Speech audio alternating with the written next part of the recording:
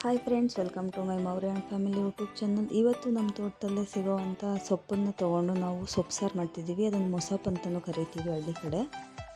ನೋಡಿ, ಅಮ್ಮ ಅಜ್ಜಿ ಇಬ್ಬರು ಸೊಪ್ಪು ಇಟ್ಕೊಂಡು ಅಲ್ಲೇ ತೋಟದಲ್ಲೇ ಒಂದು ಸಲ ತೊಳ್ಕೊಂಡು ನೀಟಾಗಿ ಬಂದಿದ್ದೀವಿ.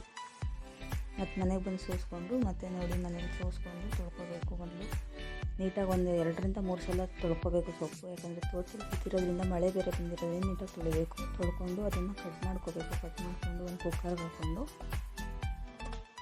ಅದ್ರ ಜೊತೆಗೆ ಒಂದು ಸ್ವಲ್ಪ ಈರುಳ್ಳಿ, ಒಂದು ಸ್ವಲ್ಪ ಬೆಳ್ಳುಳ್ಳಿ, ಟೊಮೆಟೊ, ಜೀರಿಗೆ, ಬೇಳೆ ಮತ್ತು ಇದ್ರ ಜೊತೆಗೆ ಹಸಿಮೆಣ್ಸಿನ್ಕಾಯಿ, ಒಂದು ಸ್ವಲ್ಪ ಅರಿಶಿಣದ ಪುಡಿ, ಅದಕ್ಕೆ ಎಷ್ಟು ಬೇಕು ಅಷ್ಟು ನೀರು, ಕೂಗಕ್ಕೆ ಎಷ್ಟು ಬೇಕು ಅಷ್ಟು ನೀರು ಹಾಕ್ಕೊಂಡು 1-2 ವಿಷಲ್ ಕೂಗಿಸ್ಕೋಬೇಕು. ನೋಡಿ, ಕೂಗಿದ್ದಾಯಿತು.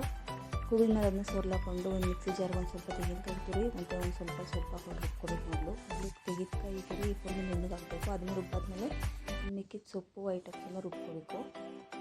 ನುಣ್ಣಗೆ ರುಬ್ಕೊಳ್ಳಿಲ್ಲ, ನಾವು ತರಿಯಾಗಿ ರುಬ್ಕೊಂಡಿದ್ದೀವಿ. ತೆಂಗಿನಕಾಯಿ ಮಾತ್ರ ನುಣ್ಣಗೆ ರುಬ್ಕೊಂಡಿದ್ದೀವಿ. ಬಾಯಿಗೆ ಸಿಕ್ಕಿದ್ರೆ ಚೆನ್ನಾಗಿರಲ್ಲ ತಿನ್ನೋಕ್ಕೆ ಅಂತ. ನೋಡಿ, ಮಿಕ್ಸ್ ಮಾಡಿ ಅದು ಸೊಪ್ಪು ಬೇಯಿಸಿದ ನೀರನ್ನ ಚೆಲ್ಲಬಾರ್ದು, ಅದನ್ನೇ ಮತ್ತೆ ಹೆಚ್ಚಿಸ್ಕೋಬೋದು ಸಾಂಬಾರು ನಾವು. ಮತ್ತು ಒಗ್ಗರಣೆಗೆ ಒಂದು ಸ್ವಲ್ಪ ಸಾಸಿವೆ, ಕರಿಬೇವು, ಈರುಳ್ಳಿ ಹಾಕ್ಕೊಂಡು 3 ಬ್ರೌನ್ ಆಗೋವರೆಗೂ ಹುರ್ಕೋಬೇಕು.